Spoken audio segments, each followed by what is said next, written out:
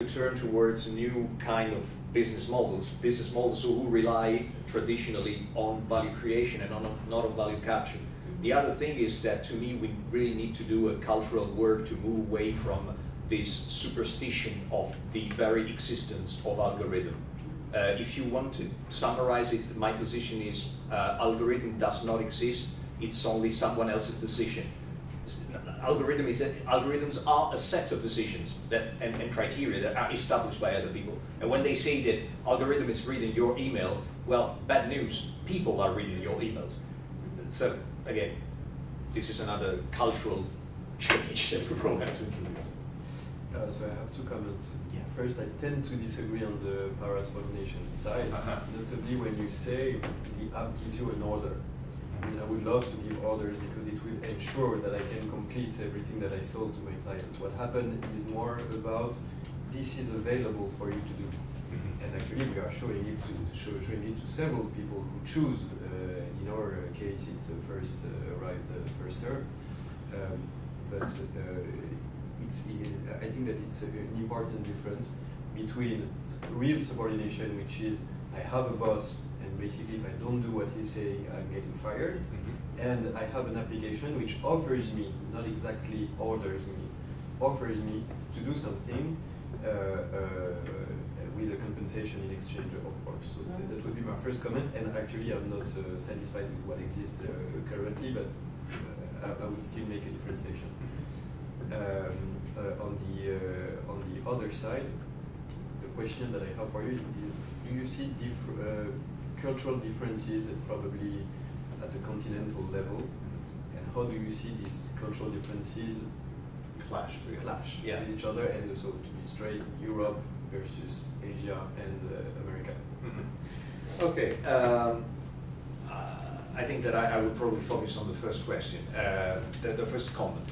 Actually, the point with parasubordination to me is something that needs to be developed. It's and I'm interested in what you say while you were describing your company and platform, and the point you were making and insisting on the fact that they actually can work for others.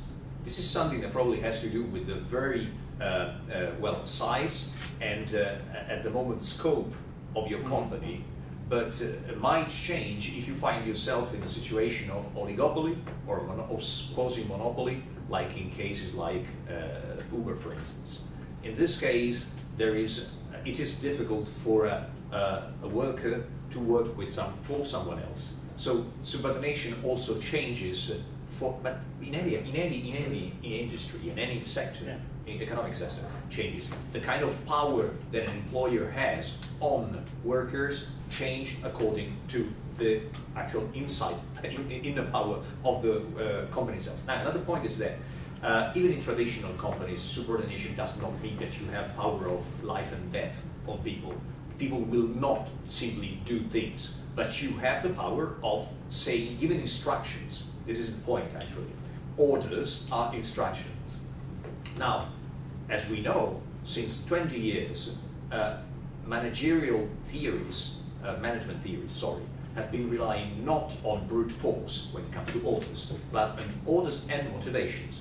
So order and helping people to find the meaning in what they do. So even in regular, incumbent, traditional companies, subordination does not mean that you simply shout an order and people will execute it.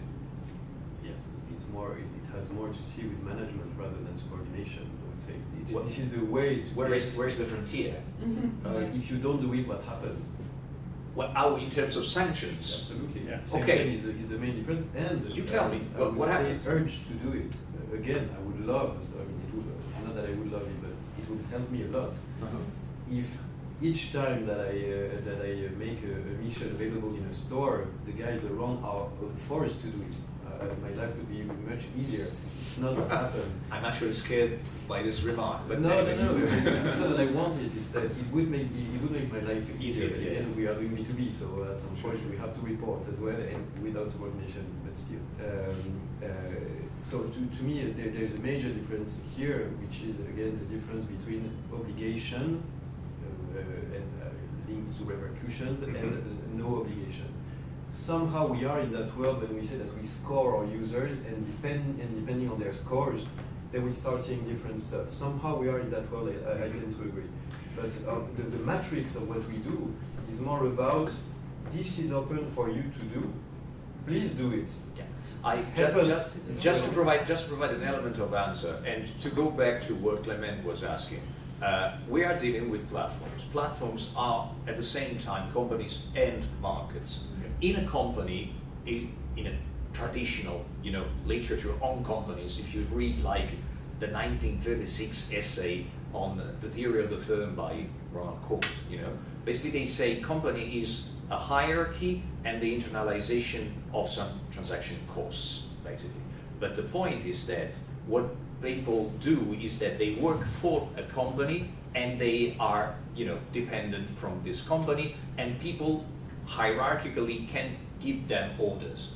What changes for you and for any other platform is that basically you are not in a company as such. You are more on a market. That's why you cannot give orders in a traditional way, in a hierarchical way. You just put outside, a call for a task, and people will react, like in a market, like I offer this, and what do you offer in exchange? So this is the point where we need to overcome traditional definitions of subordination, because we need to imagine the subordination that matches the change in the structure of the company, in a company which is not hierarchical. And I'm not saying it's flat, but it's definitely, different in terms of the hierarchy and the power. Yeah. If I may, this is just also, this has also to do with what is discussed now. It's also a matter of law and jurisprudence that will tell us what is or not subordination within platforms. And because the notion of subordination has a lot to do with the jurisprudence and lawyer. Well, legal framework. And labor code. And in the way that the platforms are outside labor code, now lawyers are just looking at the definition of what could be a new definition and the law jurisdictional one of what is subordination. And just would like to mention a very interesting paper by Alexandra Bidet and Jérôme Porta in Revue du Droit Social, who are just thinking about the way we should redefine what is subordination in the labor code. Their idea is that we should think of the extension to the notion of coordination, and the coordination role played by platforms could be, in a loyal way, considered as subordination as a legal instrument. So court will tell us what is or what is not subordination. Well, thank you very much. Yesterday I was saying that what I do is I provide definitions and I start controversies and fight, and so I think that my job is done here. Thank you very much.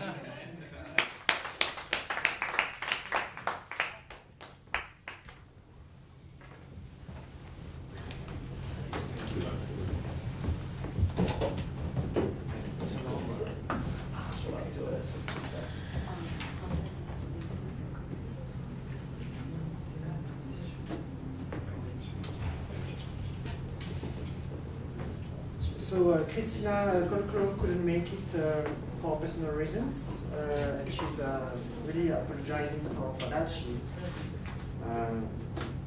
She wished she could have come. So you will have a poor substitute, I'm sorry. For the reason that, contrary to all of you, that's going to be hard. I'm an observer and I have a strong interest in the field, but I'm not active myself in the field except for the small experiment I'm conducting in class now, and that I'm going to present to you now.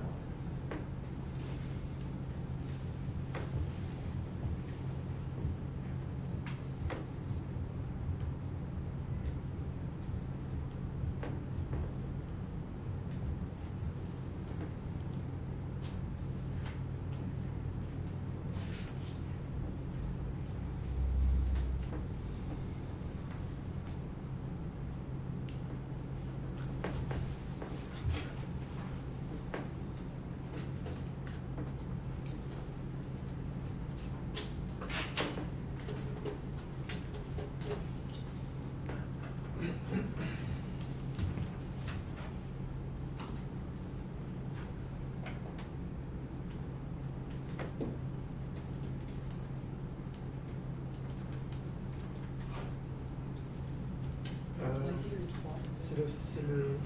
Ah, c'est 1 ou 3, ouais. Parce que là, je reviens sur cet ordi, tu crois que ça rend ensemble.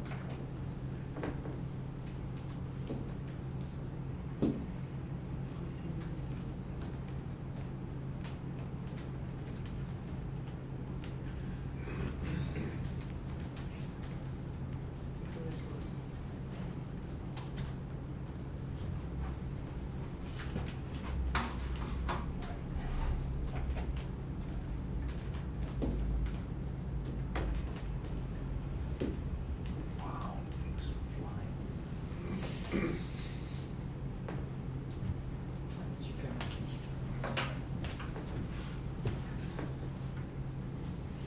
Ah oui, c'est bon.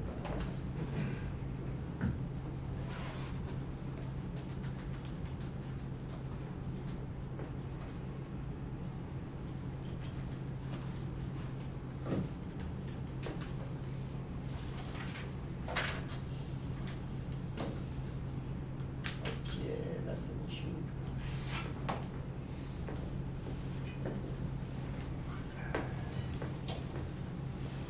Sorry for the...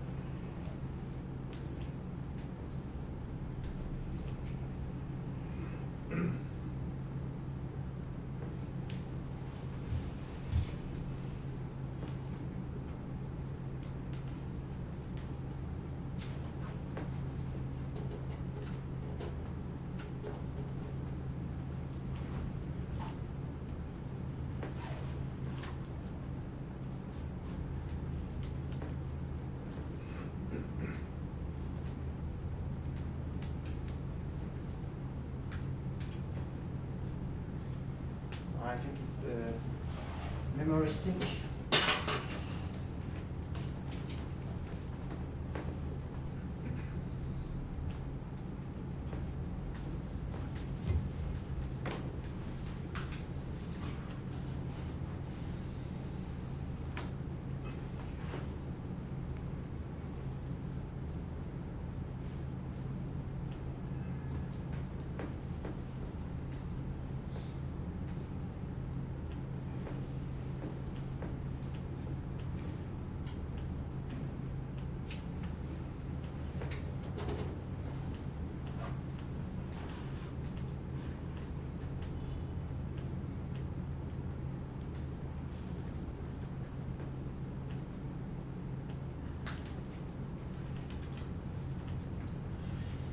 Okay, so that was really the impetus for this conference, and again, it's really from a layman, and that's the reason why I thought with Marie-Rachel that it would be a good thing to gather experts from different angles, because I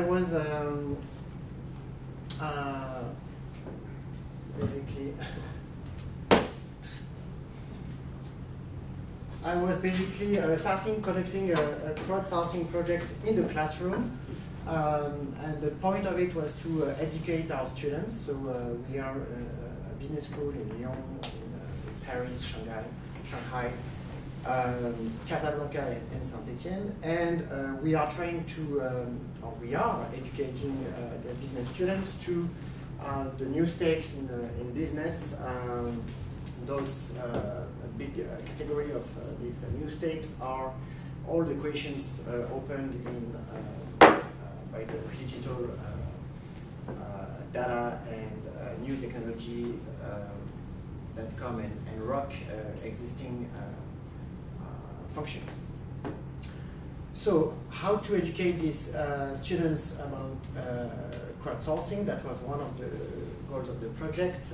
Another reason was to continue working on an existing research project, but also developing a new software product, and I was also interested in how distributed tasks can work outside of the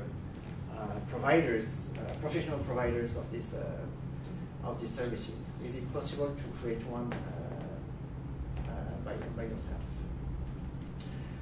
So to go to the point,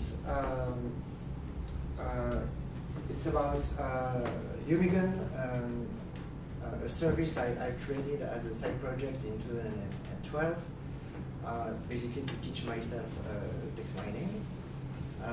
And it detects sentiments in tweets, classifying them as positive, negative, or neutral. And if you are curious, you can test it there. So what does it do? It takes tweets like this one. It breaks it into a single terms or group of terms. And the logic is as simple as you can get. I created a list of terms, such as the one on the left. So the column on the left are positive terms. On the right, you have negative terms. You do have some added complexity, but basically that's the engine. And because jerk has been detected in the tweet will be classified as bearing a negative sentiment. It's not as simple as that, because you see all the objections that could be raised against that, but that's the logic. So obviously it just works in English because the lists of terms I have written are language specific. So that was in 2012. So yeah, it was about learning text mining, but also learning about web development, servers, and the rest. So I put it online when I created it. And I added, in retrospect, I'm very happy to have done that. Users can report mistakes, a kind of digital labor, but hey, I give them a service for free. They can send me an email signaling that one of the classification is just wrong. I read the emails when I have time, once every week or once every 2 months, and then I go through all the list and I improve the lists accordingly. And the good news is that 4 years later, Humigan, in an independent study, has been judged the best performing tool for sentiment analysis on social media. You know the few. Which I'm so proud of. Anyway. But then I keep getting the question,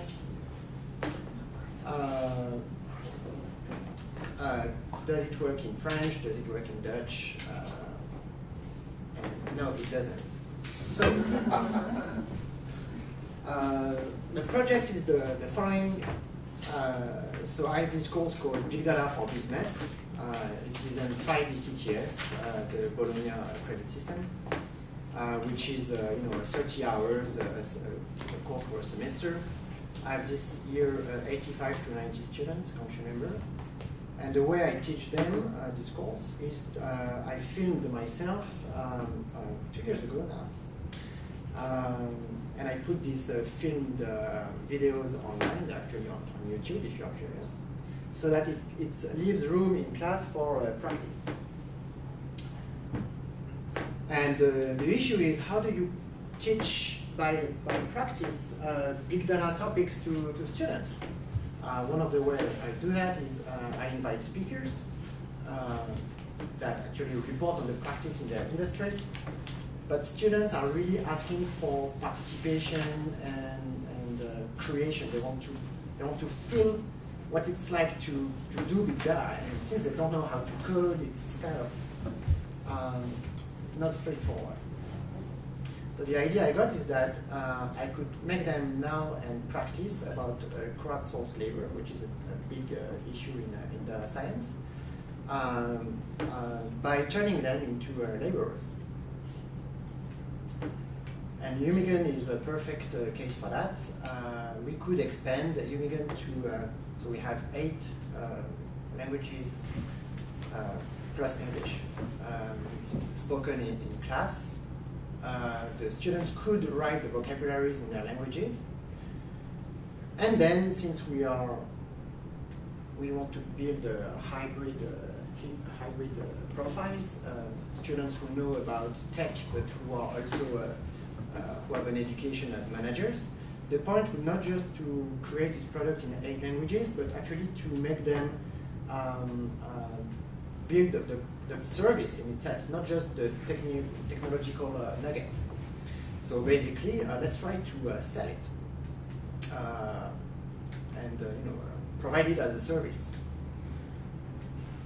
And all that goes with it, let's build an organization that works with it, the legal structure, the communication, the branding, the sales, and the rest. And I give them just a white page. Should it be a for-profit initiative? You tell me. Who owns what you build? I mean, I could just do what could happen, like it all belongs to me because I'm your teacher and there's a subordination relation between us, but I leave them to choose for that, to choose what they prefer. Then who owns the data that we create, the lexicons and the code? So that's the picture we took earlier in the semester. So there is this is the crowd. They are full. So just the technical aspects, we have a platform which is provided by IBM for the school, which is the equivalent of a Google spreadsheet, where I've created one file per language, and there is for a given file that's Portuguese, you have a tab for positive words, a tab for negative words, and other tabs for other terms. And I start filling in the terms, and as you see, it's a bit more complex. You have heuristics for each term. So to do that, I've written some code that actually downloads these spreadsheets, converts them into CSV, raw text files, and then the result of that is fed into the code of Humigan. And Humigan is an API which you can access through this web page, but through the API directly as well. So the students are involved basically in this step, and I teach them about the meanings of APIs and servers and the rest. So the progress so far, that's what I did. 350 terms positive in English, and less than 700 negative terms in English as well. And you see that just with these amounts, which are big but built across 4 years, you do have a very good accuracy. By the way, something that makes Humigan, I think, accurate and better than other solutions is that from the start, and that's what we discussed with how data scientists should provide good instructions to coders. I chose to input terms that are that don't have just a negative valence, a negative connotation, such as war, cancer, disease, and the rest. Because you could say, well, I've cured cancer. That's positive, right? So many of the solutions in sentiment analysis don't make this distinction because people who create that are, well, they don't know about heuristics or they don't care really. So they just, cancer would be negative because that's something negative. And in the list I've created, you have a strong distinction between subjective sentiments, which are in the list, and everything which is related to negative things are not in the list. And that makes for a big difference in the result. Anyway, the students. So we have one Polish student who is inactive so far, one Norwegian speaker, timid attempt, a couple of Spanish students, one or two Portuguese students, one German student, more Italian students, and they are quite motivated. I think 10 Chinese students, but not that active, given the size of the group. And we have half of the class, or the 2/3 of the class, are French speakers. It seems like a lot, but actually you have verbs in French that you have to conjugate. So for 360 terms, it's much less, it's just like je, tu, il, nous, vous, il. So well, I push them to do better, but we are midterm, and that should increase or improve. There is a form of quality control which is shaky. So far, Italian students do that by, they create lists on their side and then they exchange lists to see if there is consensus. Another fact is that, well, just as we've seen, a couple of students are actually involved and motivated by the project. Many others actually are silent and just waiting for me to provide them more precise instructions, which I don't. And on the product building side, the legal team, so I divide them into teams. The legal team has identified the SIS legal form as the one we should adopt. I told them I wouldn't implement that because it seems that it's still an administrative hassle. But that's the form we would adopt. So it means they chose for a for-profit structure. They are still investigating the license question. Should we go open source, open data?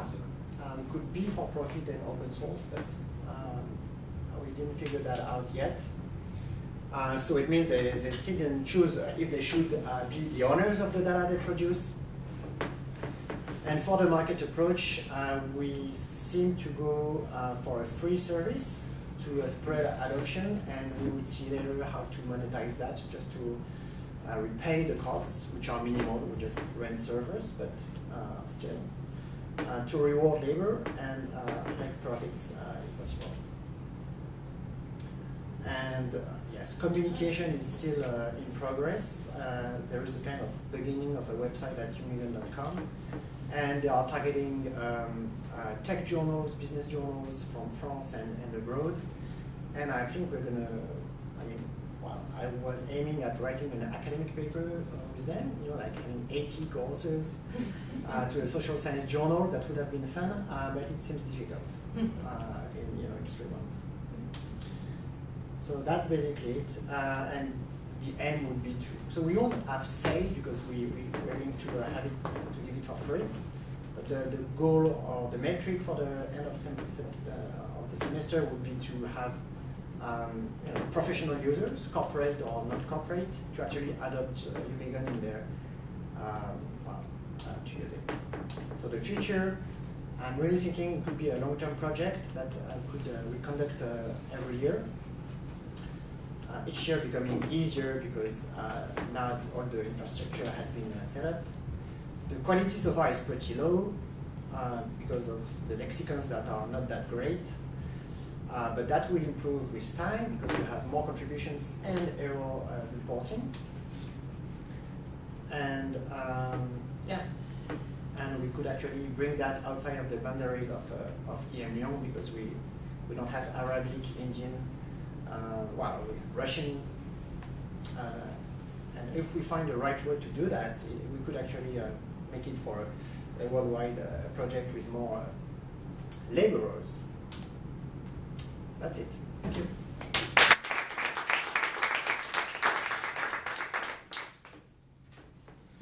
So the innovation is that now our students are laborers, right? Well, they are. And this I'm learning. So it's kind of new. But I asked them to at least to investigate the issues that it raises. Because as labor and manager of their own product, and especially if the product starts to be adopted with the market value, it will really make them realize that they work for free so far, right? So what should they do?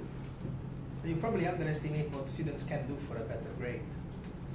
Yeah. I think they can do everything, even coding.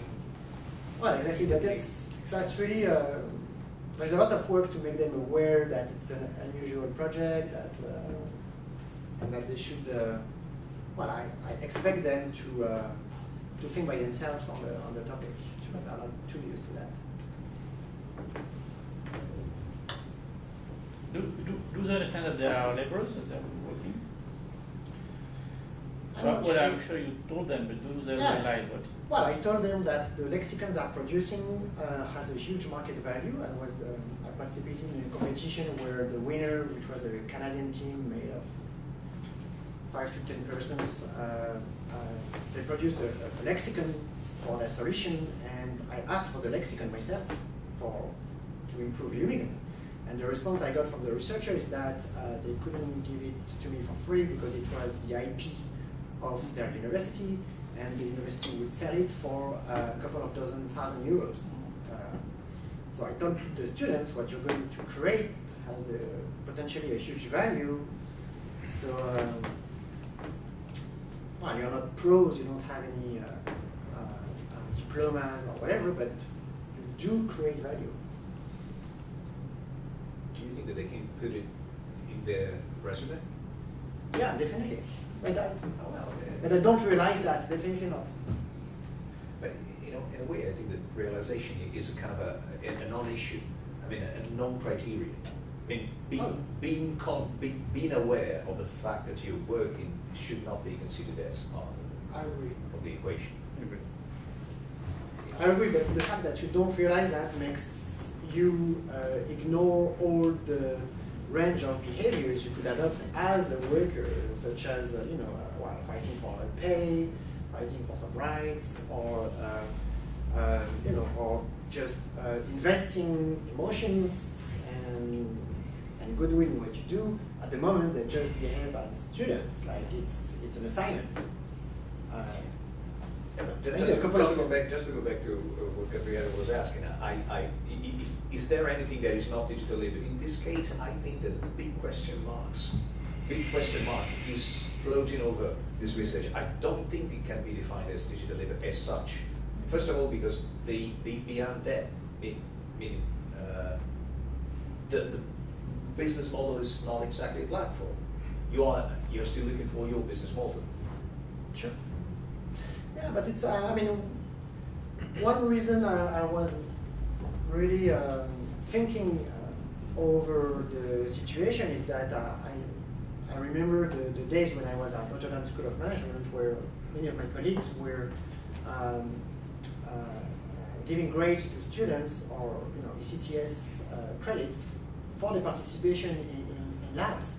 And when you see the students who actually take appointments, spend the time, and go there several times, and given that they are an input in the creation of academic value, I really consider that as a form of labor from them. A few weeks ago, the University of Avignon, I think, was involved in a minor scandal, actually, because some students, in order to receive marks, had to test an application that was actually marketed by a startup, that it was connected to some of the people who were teachers. Now, in this case, I think there is no doubt that there is some level of hidden work, hidden labor, and exploitation, because there's a startup, and somebody is earning money in a way or another. And by the way, they are just piggybacking on the university. But, and the students, like in your case, Well, there's a gray zone for sure. I don't want to educate, which case it is, but there is a big question mark. Yeah. For me, it reminds me when other colleagues organize missions, consulting missions for companies in order to train the students, and students are not paid, for the recommendations, for instance. Oui, mais j'ai une entreprise. Non, mais c'est dans les cours. You know that some of our colleagues are organizing in-company projects, and students are working for free because they are in the training process and because the professor is giving feedback. Or are the students giving good or bad recommendations, things like that. So for me, it reminds me a bit of this kind of action learning, actually. Yeah. In a structural point of view, I see a similarity between this type of labor and the labor that we're talking about in care labor. I see a structural comparison. A lot of work that the women must do is considered non-labor, not paid. Do we do it naturally because you and now that women don't do it anymore, and people, other people need to do it, we start seeing it as a market economy of care. I see strong similarities in this. Is it like, are they doing it for grades, for fun, for extra money, or is it labor because it produces value? But beyond these aspects, I also, the goal of the project is really to make them aware that, to me, and as we see today, digital labor is not a marginal and phenomenon. It's something that, as future managers, they might well be in charge of coordinating, recruiting, and the rest. And the point here is to make them touch it from as close as Yeah. they can. Great education. So in this sense, it's exactly as what we do when we recruit participants in our physical laboratory, because we're only supposed to do that because at the same time they are providing data to us, but we're also educating them about the very science that is part of our training. So, for instance, the students in the course that I was teaching, they were part of this, so they could get credit in the course because by coming to the lab and participating, because the class was in marketing research, and they were supposed to learn something through the research process. So that very, very reminds me of that type of situation. That doesn't make, I don't know what that entails in terms of is it labor or not, that I don't know. But it's very similar, as you said. Yes, that makes me, I didn't think about that previously. Now I'm asking myself, what's the difference, what's the real disruption here? Think about television, any kind of media. It's also financed by advertising, so it consumes sometimes, and in exchange, it gives you a service. And now it just strikes me that Facebook actually pays the Facebook users with a service, not with money. The platform is free, so it just costs money. Platform is not completely free. It's free for you because you live in the north of the world. In some cases, it's not free. Why is that? I mean, companies pay actually to sponsor their content, and other people are paid. Of course, I mean, it's a company, so it has to make money at some point, otherwise it doesn't exist. Sure. So they build an infrastructure which gives to users a service for free in exchange of data for free, but there is still no money there. To make money out of it, They have to they have clients another side of the to which market. they sell another service which is monetarily binding, I would say, which in fact is the exact same stuff as any media industry since. I mean, the first piece of paper that was sold relied on that, and the same for radio and stuff like that. So now I'm just asking myself, what makes digital labor really different from that? From traditional media. Yeah, or From any market There are exchange. 5 years of research on that and 20 years of research on actually no, really, it's a huge body of literature on what you described is called audience labor. absolutely. Okay, now it goes back to the 1970s. One of the guys that was instrumental to this was a Canadian theorist called Dallas Walker-Smythe, who was the first to describe what you just said. And everybody agrees with it. What changes?